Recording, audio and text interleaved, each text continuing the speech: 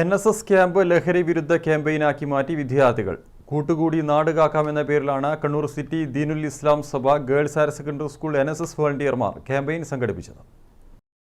Poothappara south UP സ്കൂളിൽ നടന്നുവരുന്ന Kannur city Deenul Islam Sabha girls higher secondary school NSSന്റെ സപ്തദിന സഹവാസ ക്യാമ്പിനോടനുബന്ധിച്ചാണ് പൂതപ്പാറ ടൗണിൽ കൂട്ടുകൂടി നാട് കാക്കാം എന്ന ലഹരി വിരുദ്ധ ക്യാമ്പയിൻ സംഘടിപ്പിച്ചത്.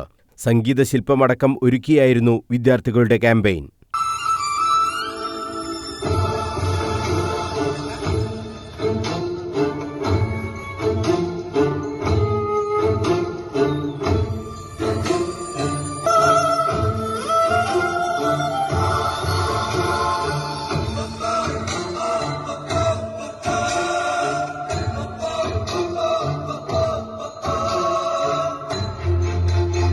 ക്യാമ്പയിൻ ബ്ലോക്ക് പഞ്ചായത്ത് അംഗം P. വിജേഷ് ഉദ്ഘാടനം ചെയ്തു. വാർഡംഗം മുഹമ്മദ് നബീൽ അധ്യക്ഷത വഹിച്ചു.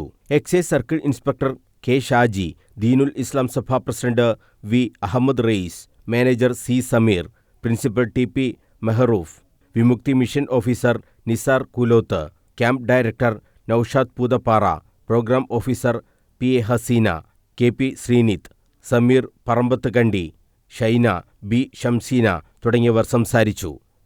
News bureau, Kannur.